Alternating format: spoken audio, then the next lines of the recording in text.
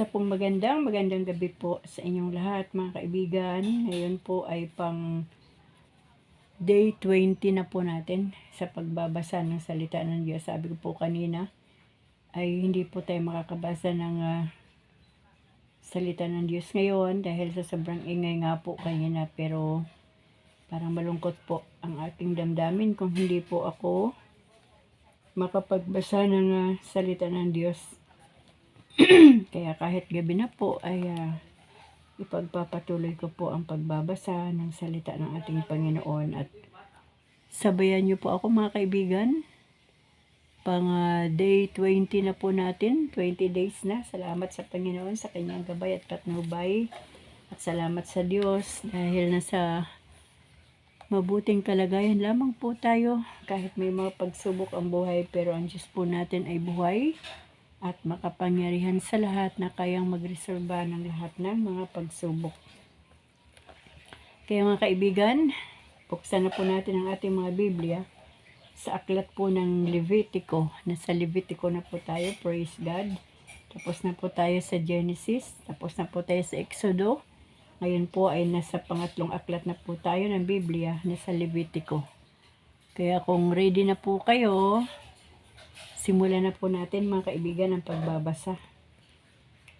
Sabi po dito sa panimula, ang aklat na ito ay naglalaman ng mga tuntunin sa pagsamba at mga seremonyang pangrelihiyon sa Israel noon at tuntunin ng mga saserdote sa pagsasagawa nito. Sorry po. Ang pangunahing paksa ng aklat ay ang kabanala ng Diyos at kung paano nararapat manambahan at mamuhay ang kanyang bayan para mapanatili ang kanilang kaugnayan sa banal na Diyos ng Israel.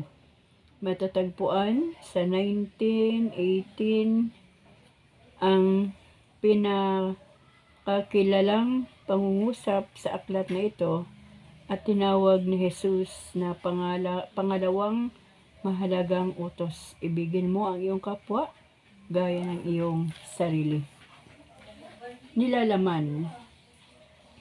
Mga tuntunin tungkol sa pagkakaloob at paghahandog. Chapter 1,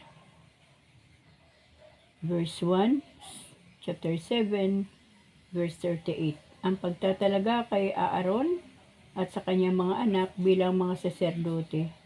Chapter 8, verse 1, chapter 10, verse 20. Mga tuntunin sa paglilinis. Chapter 11, verse 1, chapter 15, verse 33. Ang araw ng pagsisisi, chapter 16, verse 1 to 34. Mga tuntunin sa kabanalan ng pamumuhay at sa pananambahan, chapter 17, verse 1, 27 hanggang 34. Tayo po ay nasa aklat ng Levitico mga kaibigan. Sa mga late po na makarinig ng ating ginagawa dito. Simulan na po natin ang chapter 1 ng Levitico, kautusan tungkol sa paghahandog at hain. Tinawag ni Yahweh si Moises at mula sa tuldang tipanan ay sinabi sa kanya, sabihin mo ito sa mga Israelita, kung may maghahandog kay Yahweh, ang dapat niyang ihandog ay baka, tupa o kambing para sa handog ng susunugin, para sa handog na susunugin. Lalaking baka na walang kapintasan ang kailangang dalhin. Dadalhin niya ito sa may pintuan ng tuldang tipanan upang maging karapat-dapat sa akin. Ipapatong niya sa ulo ng hayop ang kanyang kamay at iyo'y tatanggapin bilang pantubos sa kanyang kasalanan. Pagkatapos, papatayin niya ito sa harapan ko at ang dugo'y ibubuhos ng mga saserdoting anak ni Aaron sa palibot ng dambana sa may pintuan ng tuldang tipanan. Babalatan niya ang hayop saka kakatayin. Ang mga saserdote na may maglalagay ng baga sa dambana at iaayos sa ibabaw nito ang kahoy na panggatong.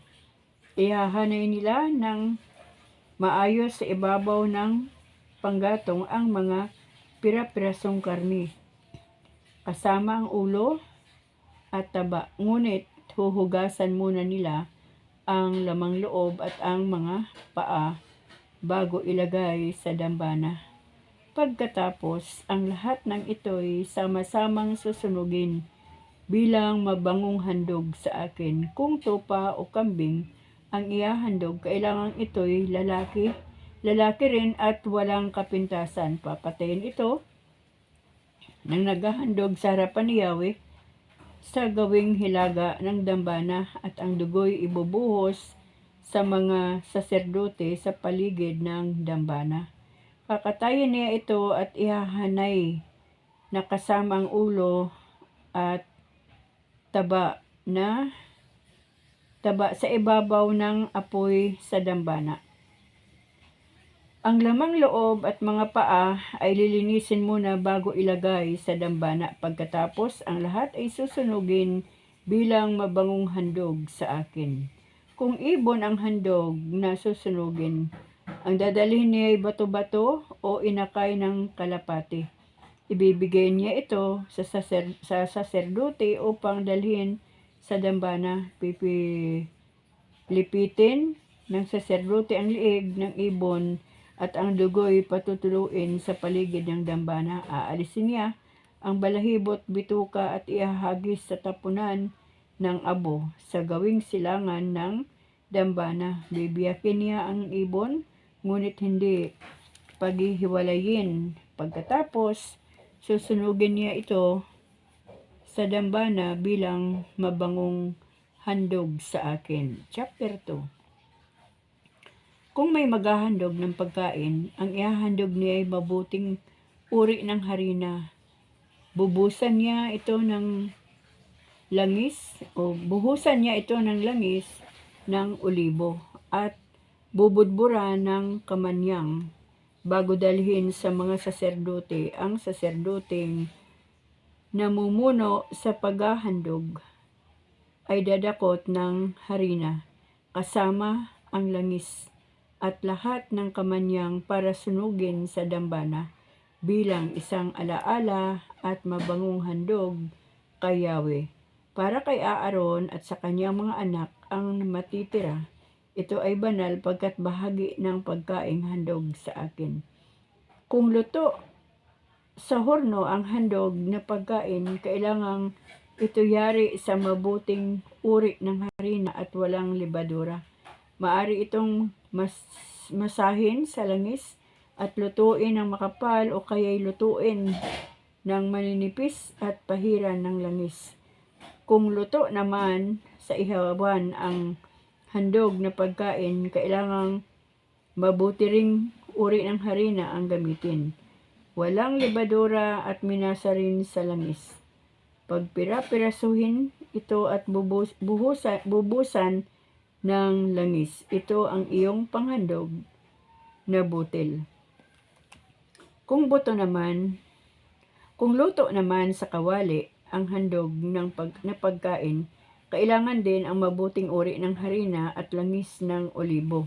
Ang mga handog na pagkain ay dadalhin sa saserdote. Dadalhin naman niya ito sa dambana. Kukunin ng saserdote ang bahaging pang-alaala at susunugin sa dambana bilang mabangong handog sa akin. Ang matitira ay para kay Aaron at sa kanyang mga anak. Banal ito pagkat bahagi ng handog kay Yahweh.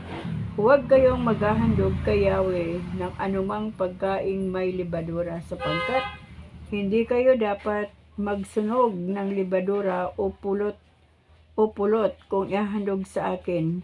Kung unang bunga naman ng halaman ang inyong ihahandog, huwag ninyo itong sasunugin sa dambana. Titimplahan ninyo ng asin ang lahat ng handog na pagkain. Huwag na hindi ninyo lagyan ng asin ang inyong handog na pagkain, sapagkat ang asin ay tanda ng inyong tipan kay Yahweh. Kaya lalagyan ninyo ng asin ang lahat ng handog. Kung ang handog ng napagkain ay trigong mula sa unang ani, kailangang ligisin ito o ibusa. Bubusa ng langis at budbura ng kamanyang. Kukuha ang saserdote ng bahaging susunugin kasama ang langis at kamanyang bilang alaala ito ang inyong handog na susunugin para kay Yahweh. Chapter 3. Mga handog na pang kapayapaan. Kung ang bakang ihahandog ay pang kapayapaan, maging babae o lalaki, kailangang walang dungis o kapintasan ng hayop. Ipapatong niya ang ulo nito, ang kanyang kamay at papatayin sa may pintuan ng tuldang tipanan. Ibubuhos ng saserdote ang dugo sa paligid ng dambana. Sa handog na ito, kukuha ang saserdote ng parting susunugin para kay Yahweh. Kukunin niya ang tabang nakabalot sa lamang loob at lahat ng taba nito. Gayon din ang 2 bato, ang taba sa balakang at ang tabang bumabalot sa atay. Ang lahat ng ito'y ilalagay sa dambana at susunugin ng mga saserdote bilang mabangong handog sa akin. Kung tupa o kambing ang handog pangkapayapaan, maging ito'y lalaki o babae, kailangang walang kapintasan. Kung kordero naman ang handog, dadalhin niya ito sa harapan ko, ipapatong niya sa ulo nito ang kanyang kamay at papatayin sa harap ng tuldang tipanan ang hayop. Ibubuhos ng mga saserdote ang dugo nito sa paligid ng dambana. Kukunin niya ang lahat ng taba, pati ang nasa buntot hanggang sa gulugod at ang bumabalot sa lamang loob. Kukunin din niya ang 2 bato, pati taba nito sa balakang at ang tabang bumabalot sa atay. Ang lahat ng ito ay ibibigay niya sa saserdote upang sunugin sa dambana bilang pagkaing handog sa akin. Kung kambing naman ang kanyang ihaharap, kung kambing naman ang handog, ihaharap niya ito kay Yahweh. Ipapatong niya sa ulo nito ang kanyang kamay at papatayin sa harap ng tuldang tipanan ang hayop. Ibubuhos sa mga saserdote ang mga dugo nito sa paligid ng dambana. Kukunin niya ang lahat ng tabang bumabalot sa lamang loob, ang 2 bato at ang tabang bumabalot dito.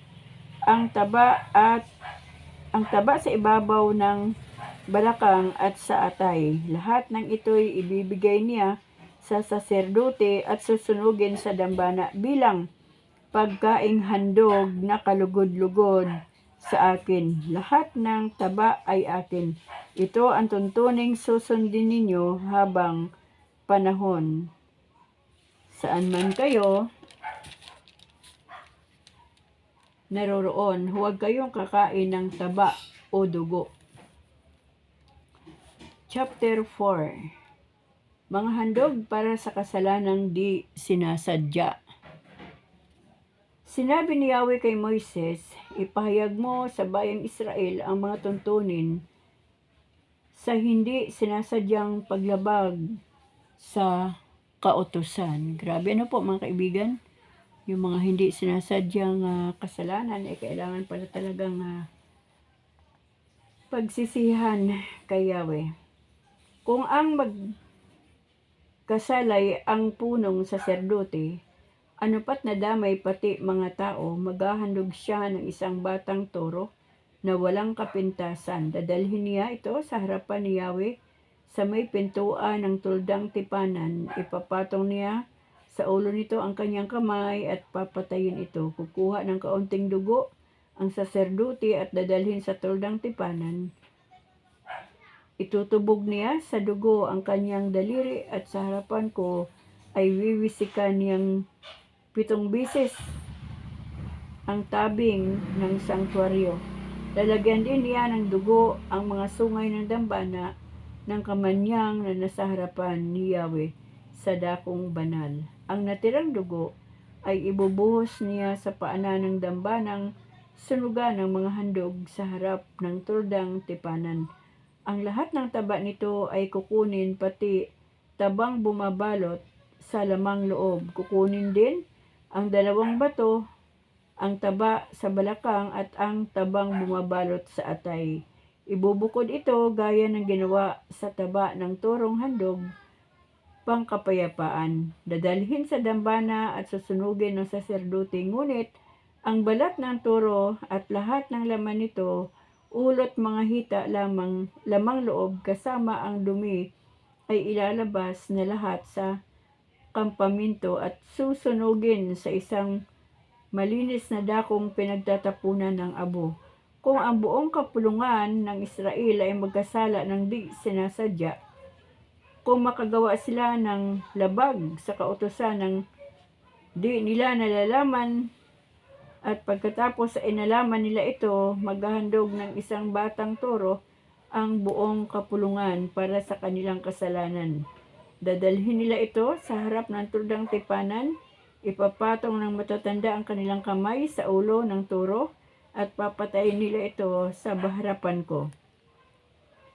Kukuha ng kaunting dugo ang punong saserdote at dadalhin sa tuldang tipanan. Itutubog niya sa dugo ang kanyang daliri at 7 bisis niyang iwiwisik iyon sa harap ng tabing lalagyan din niya ng dugo ang mga sungay sa dambanang nasa tuldang tipanan. Ang natirang dugo ay ibubuhos niya sa paanan ng dambanang sunugan ng mga handog na may mga handog sa may pintuan ng tuldang tipanan. Kanyang susunugin sa dambana ang lahat ng taba tulad ng ginagawa sa taba ng turong inihahandog para sa kasalanan. Ito ang gagawin ng saserdote para patawarin ang buong kapulungan. Pagkatapos ilalabas sa kampamento ang turong pinatay at susunugin din sa dakong pinagdalhan sa unang turo. Ito ang handog para sa kasalanan ng kapulungan. Kung ang isang pinuno ang magkasala ng di sinasadya dahil sa nakagawa siya ng isang bagay na ipinagbabawal ni Yahweh, at malaman niya ito pagkaraan, maghahandog siya ng lalaking kambing na walang kapintasan. Ipapatong niya sa ulo ng kambing ang kanyang kamay at papatayin niya ito sa harapan ko sa dakong pinagpapatayan ng handog na susunugin para sa kasalanan. Kukuha ng dugo ang saserdote at sa pamagitan ng kanyang daliri, papahiran niya ang mga sungay ng dambanang sunugan ng mga handog. Ang natirang dugo ay ibubuhos niya sa paanan ng dambana. Dadalhin niya sa dambana ang lahat ng taba at susunugin gaya ng taba na handog pangkapayapaan. Ito ang gagawin ng saserdote para matubos ang kasalanan ng pinuno at sila'y patatawarin.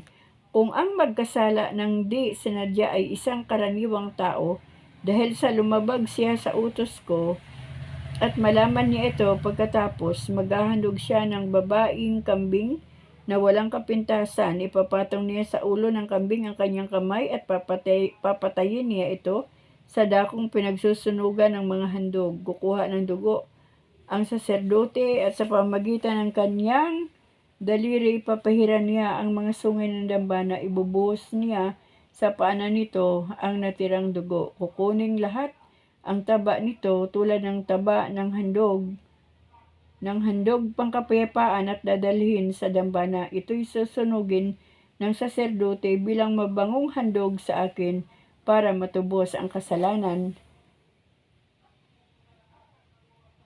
ng taong iyon. Kung ang handog para sa kasalanan ay isang tupa, kailangan ay babaeng walang kapintasan.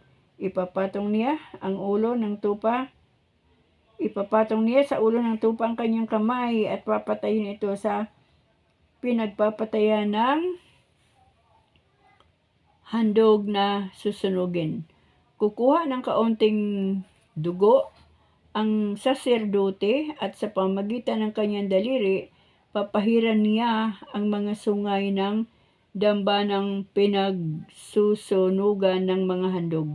Ang natirang dugo ay ibubuhos niya sa paanan ng dambana. Kukunin niya ang lahat ng taba nito gaya ng ginawa sa taba ng tupang handog pangkapayapaan at dadalhin sa dambana.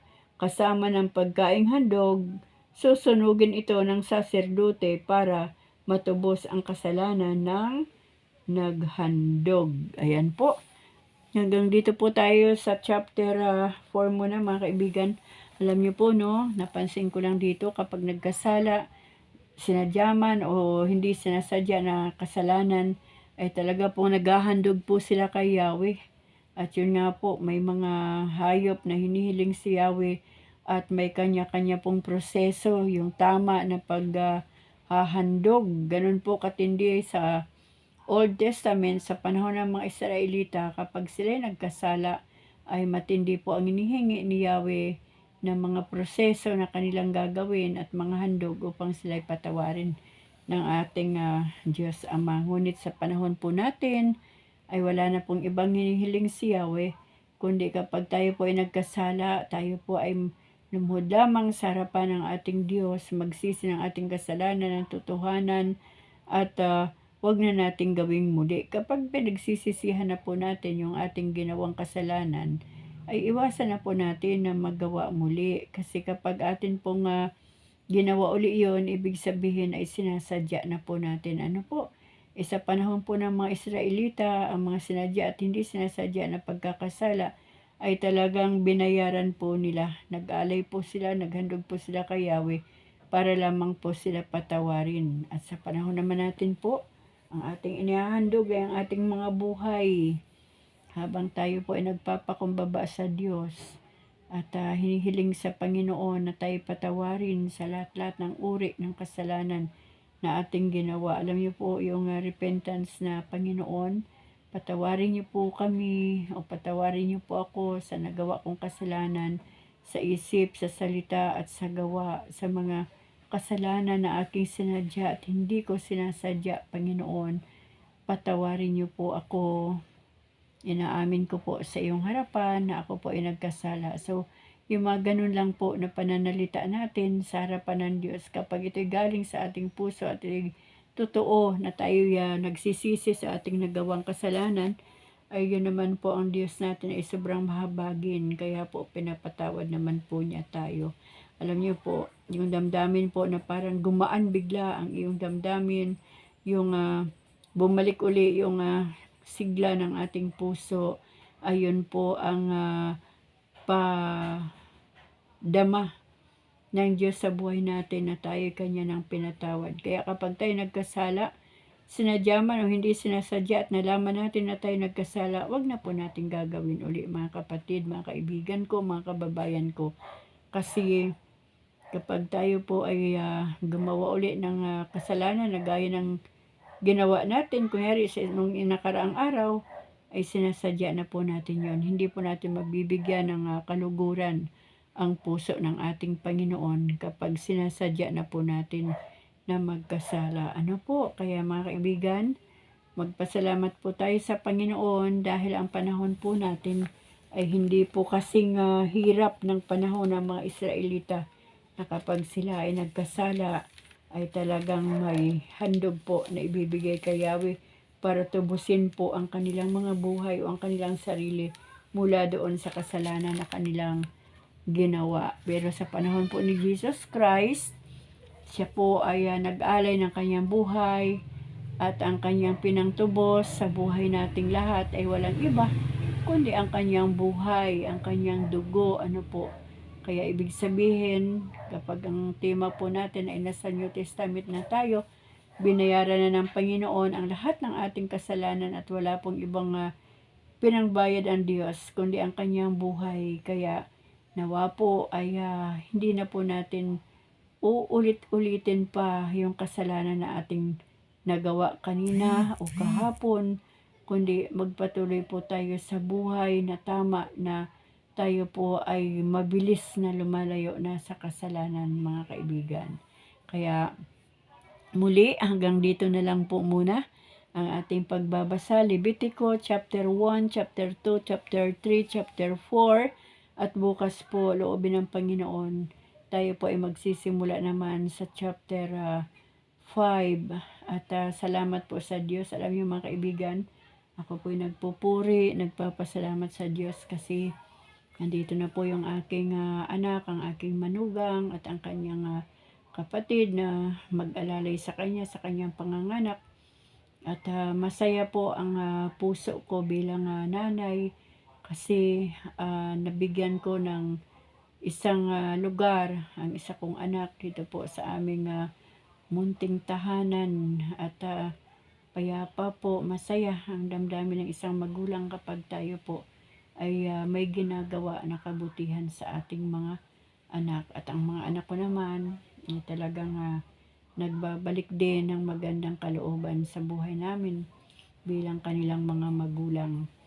Kaya medyo pagod po ang inyong Lola Inday sa buong maghapon. Sinisingit-singit ko po yung aking mga content na pang good vibes. Alam niyo po, wala naman po kasi akong maasahan. Si Lolo Dudong nyo ay konti na lang po yan ang lakas.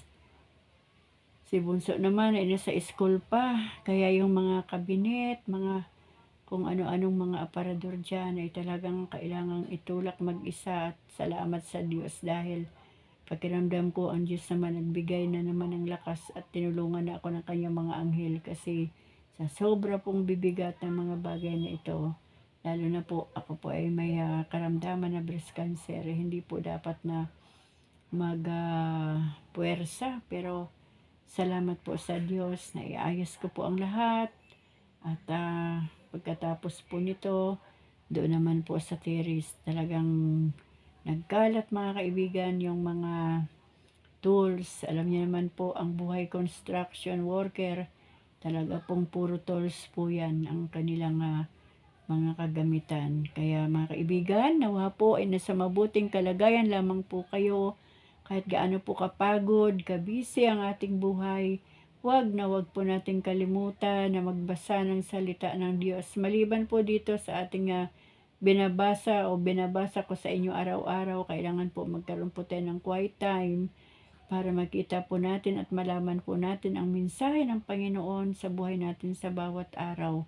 At wag po nating kalimutan ang pananalangin dahil ang pananalangin po ay ito po ang ating communication sa ating Diyos. At nasasabi po natin sa Diyos ang lahat-lahat ng ating nararamdaman o ang ating kailangan at ang mga plano natin sa buhay. Kaya mga kaibigan, isa pong pasasalamat sa Diyos dahil nakakapagpatuloy pa po ang inyong Lola Inday sa pagbabasa ng salita ng Panginoon. Nawa po ay talagang gabayan tayo ng ating Diyos para po mabasa natin ang buong buo itong Biblia from Genesis to Revelation. At salamat sa banal na Espiritu Santo na siyang sumasama, gumagabay at pumapatnubay sa atin na nagbabasa at nakikinig kasi bawat binabasa ko po na salita ng Diyos ay naroon din po yung pangunawa o paunawa ng banal na Espiritu Santo. At kanya din pong pinapakita yung mga sitwasyon noon at sitwasyon natin ngayon kung gaano po tayo kapalad sa ating panahon. Ano po. Kaya mga kaibigan, mga kapatid, mga kababayan ko, maraming salamat po sa inyong panunood ng aking mga content, sa inyong pakikinig ng salita ng Diyos. Salamat sa inyong mga comments, sa mga reaksyon nyo. Salamat po sa inyong lahat at ang Diyos na po ang siyang bahala na magbalik sa inyo ng mga biyaya at pagpapala na inyo pong ibinabahagi sa buhay ko at dito po sa aking YouTube channel, Sarili Mix Stories. Kaya hanggang dito po muli muna mga kaibigan. Bukas po uli kapag niloob ng Diyos. Ingatan po tayong lahat ng ating Diyos ngayong gabi sa ating pansamantalang pagpapahinga. Ganon din sa ating mga kaibigan na nasa ibang bansa na hindi paggabi sa kanila. Samahan po tayong lahat. Gabayan ng ating Diyos at patuloy na pagpalain ng ating mga buhay. Ganon din ang bawat hawakan ng ating mga kamay. Hanggang dito po, pagpalain po tayong lahat ng ating Diyos. Amen.